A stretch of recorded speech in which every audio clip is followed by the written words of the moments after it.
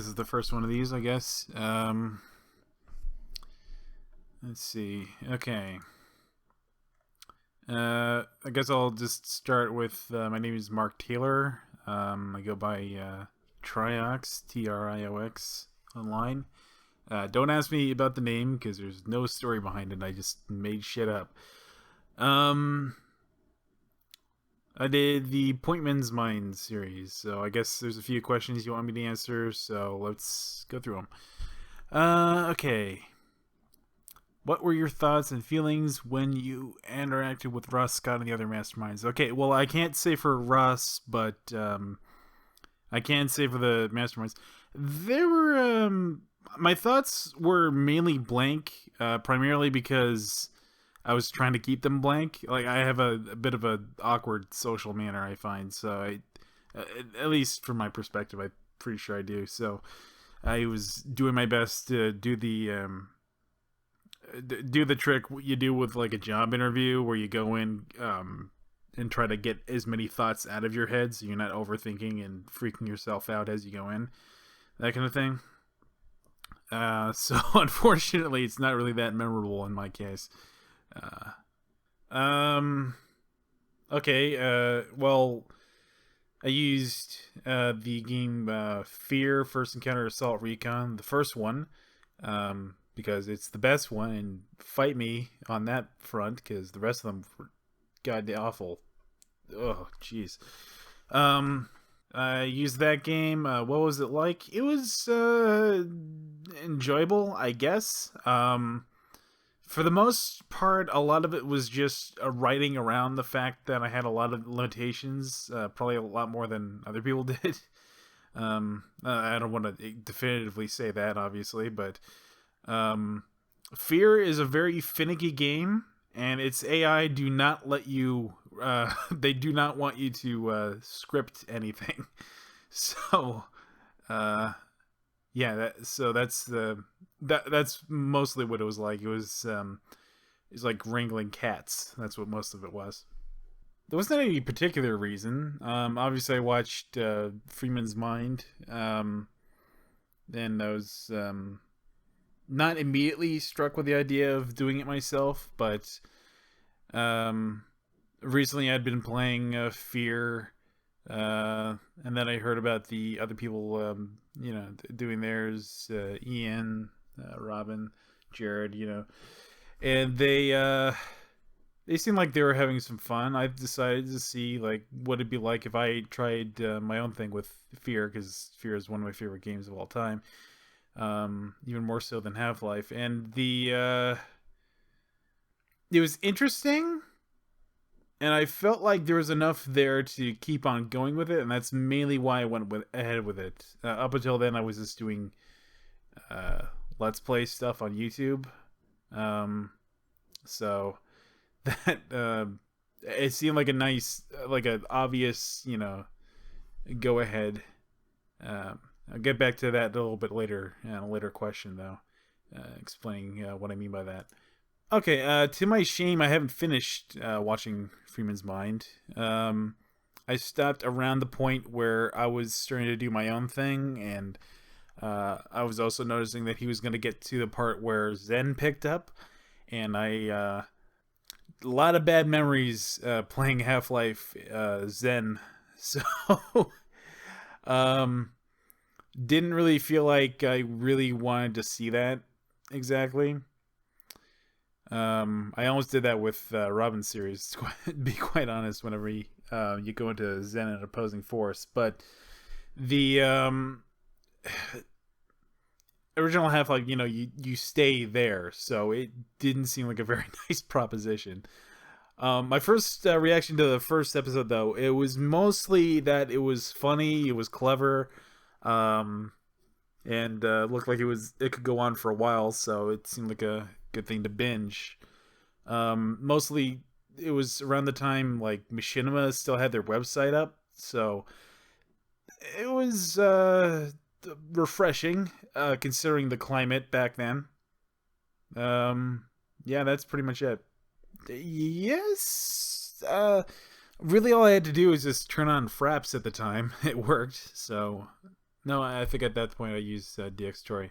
Anyway, what were the struggles in making the series? Were there any technical? Quite a few. First of all, I couldn't turn on God mode or turn off the HUD, not without getting into the chat cheat codes of the game, which I only get access to after you get out of the car on the first level. So that was a bitch to find out. I tried a few other avenues to try and get around that, including mods. None of it worked, so that was annoying. Um, Mainly, a lot of the struggles just came with improvising and then combining that with writing. I had to rely on writing to get around the HUD problem, the fact that I could actually die problem.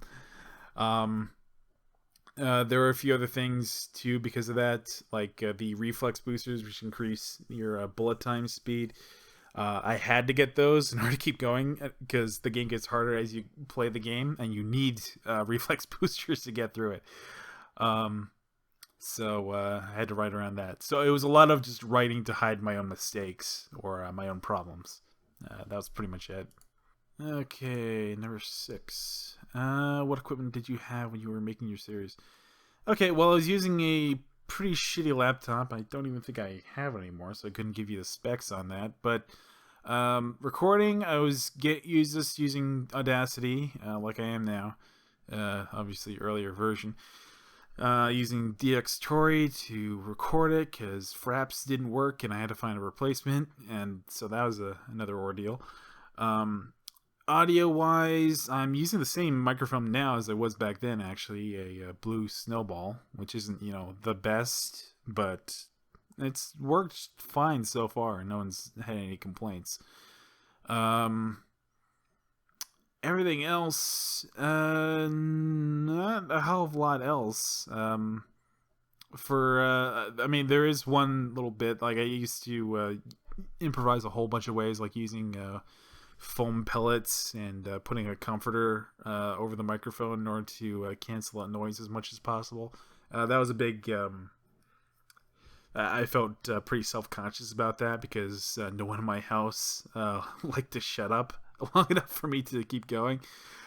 So that was a little bit fun, improvising ways to get around that issues. I don't know if you'd call that equipment or not, but that's a bit of a thing in real life I had to deal with.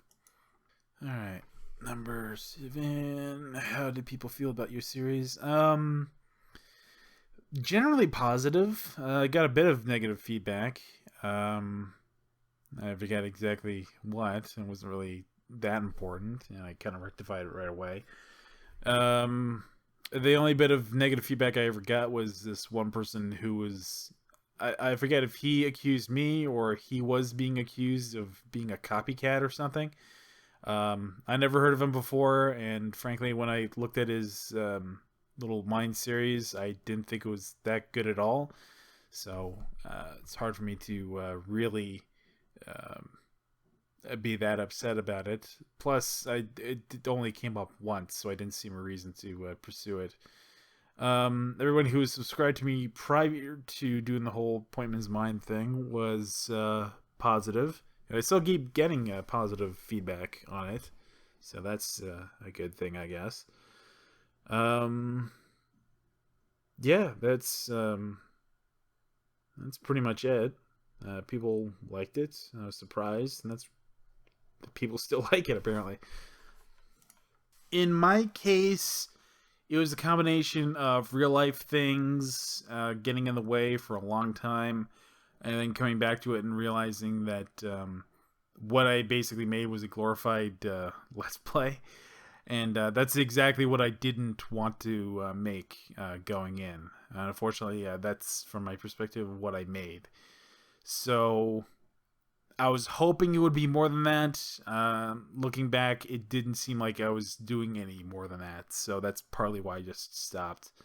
Part also because I realized that because I used it on the laptop, the graphics were fucking awful, and that the frame rate was terrible all over the goddamn place. So In order to do it properly, if I was going to go back to it, I would start all the way over from the beginning and probably delete all the episodes that are up right now. So it's quite honestly, it just did not seem like it was worth it. People found enjoyment out of what it was, and I didn't see the point in ruining that for them. So I left them up and didn't touch it after that. How did you feel when you joined the masterminds?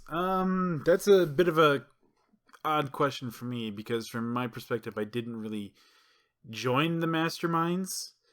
From my perspective, it didn't seem like a club you join or a group that you all of a sudden you're a member of. So it's harder for me to say that I joined them exactly. I don't think they saw it that way either, but that's from my perspective. As for talking to them, interacting with them, it's they all seem nice. I'm the kind of person who unfortunately loses touch with people very easily, though. Not for not wanting to or wanting to be a hermit, but because I always just feel self-conscious about reaching out to other people if they don't feel, I always feel too awkward interacting with other people if I get the feeling that they don't feel like being interacted with, which usually means that I just end up being alone. So that's that's partly why. If you're talking on me, it sounds like I'm dismissing them, but not a whole lot. But that's mainly just for what I explained earlier. I don't like I don't like getting super into other people unless they make it clear that they feel open to it. I'm very seldom making the first move. But also, I don't like the idea of accidentally stealing things from other people. I have a tendency of doing that myself, so I try to curb it as much as I can. So if you're talking in a broader sense, like what their impact was on the community as a whole, I think it opened up people to the idea that they could pursue their own thing. I guess the most striking memory that I have was the moment I introduced Robin's character, A. Shepard. Partly because A. Shepard was long ago theorized to be a call out to opposing force. The developers at Monolith were fans of opposing force, and who wouldn't be? It's probably one of the best Half-Life spin-off games. So it made sense to bring in somebody who is doing that, and I liked his stuff, so I figured why not. That was a bit of a challenge, mainly because I had to do like 4 different passes. First with only the sound. Second with only the radio. Third with only his dialogue over it. So that was a bit of an ordeal. I had to write down the time slots that he could speak in. Introduce that into the game audio, and then make sure that I wasn't having him talk over the original actor's lines. So in terms of audio engineering, it wasn't spectacular, but it was pretty satisfying. I don't really have any, if I'm being honest. I don't think I just spent enough time with them to really develop many memories. I remember doing a couple things with them, but it wasn't anything particularly significant. So I don't know. I think it's mostly my fault for that. So it's hard for me to really put much stock into it. I have a bit of time. Last question. Looking back, how do you view your time as a mastermind? I never really saw myself as a mastermind. That seemed like the the trio and the few other people who were having fun. I guess my time was mostly just trying to get to know new people and get a feeling at that. Unfortunately, um, yeah, I guess it was just the realization that real life issues were gonna make me a hermit online, so that was a bit depressing in that regard. Um, yeah, that's pretty much it. So, thanks for the questions, I guess. Good luck with the rest of this and compiling all this. I'm not sure how you're editing it, but good luck.